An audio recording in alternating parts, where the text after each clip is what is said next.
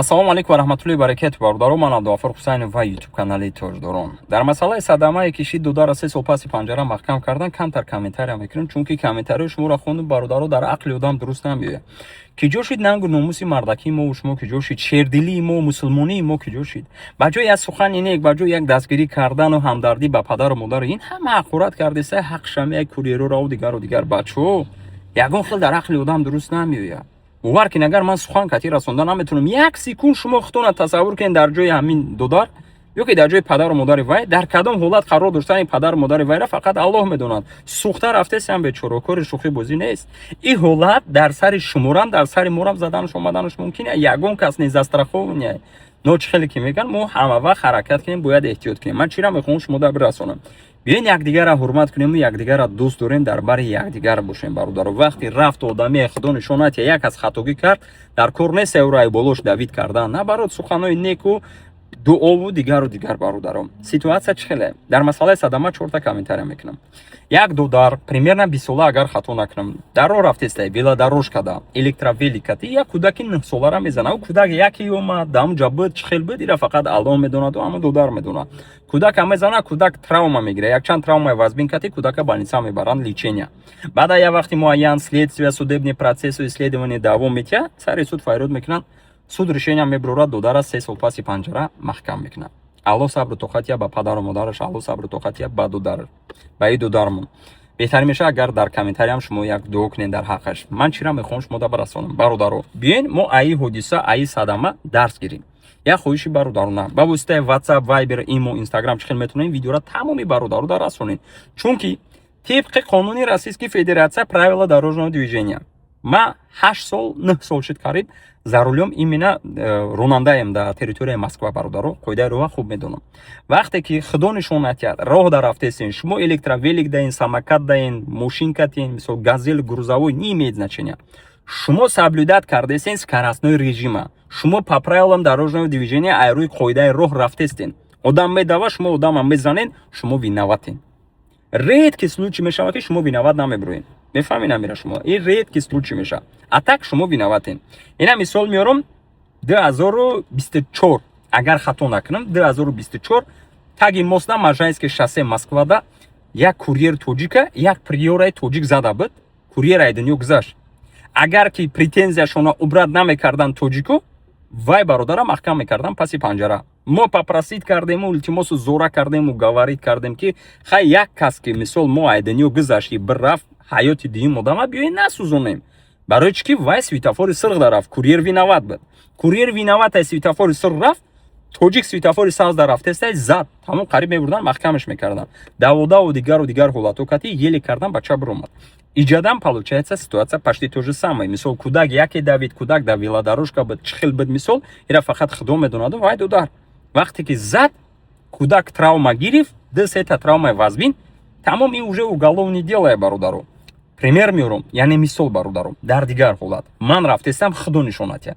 ина ман раҳ дар рафтестам, одам медава мезанам одама. агар ман по правилам рафтестам вай ҷои бепешиход кати медава. ман мезанам, ман судитса мекунам мисол, ай тарафи вай одам судитса мекунанд. агар ки тибқи қонуни Российской Федерации статьяи 10.1 пункти 1 кати ма бояд соблюдат кунам скоростной режим ва сориентироваться. яъне ман расчёт ма бояд бигирам барои тормоз кардан, барои ягон препятствие, ягон происшествие нашиданаш мисол бародаро.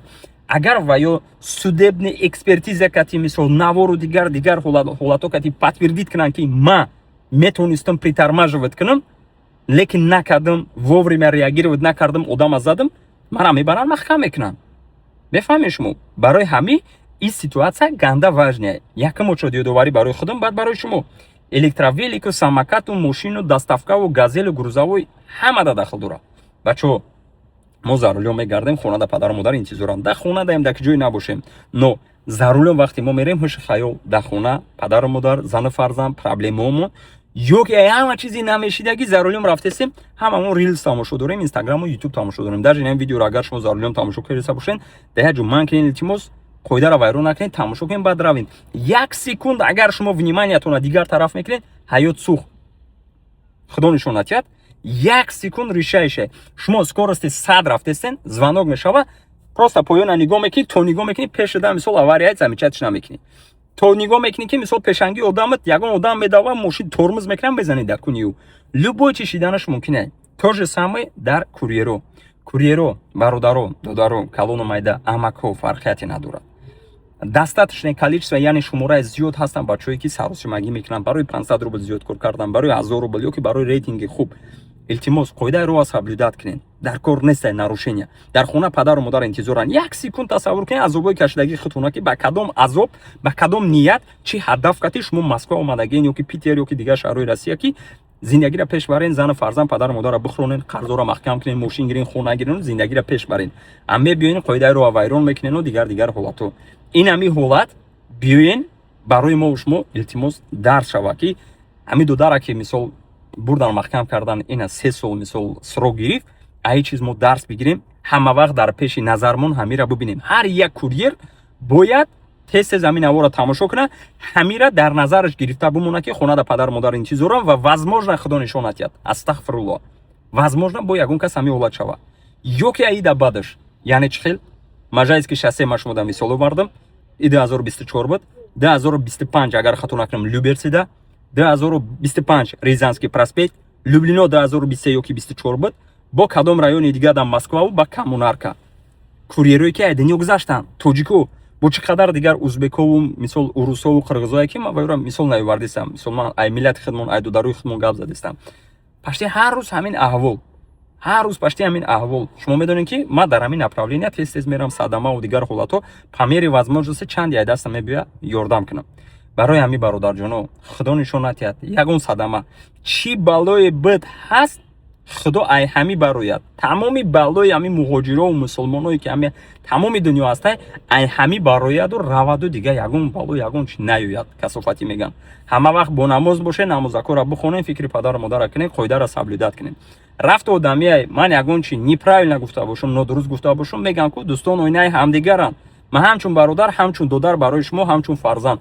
комментарияда нависен, дар видеои оянда мо ислоҳ мекунем. агар ягон дигар гуфтанӣ дорен шумо, ягон идея дорен, қоидаи роҳа медонед, ёки ягон чизи дигар барои мардум гуфтанӣ ки ҳастен, шумо комментарияда бихонен ва боварӣ дорам ки комментарияи шумо бисёрида фоида меёрад, даже возможно мада. боқӣ дар панои Аллоҳ бошед. Аллоҳ нигаҳбонтон. салому алайкум.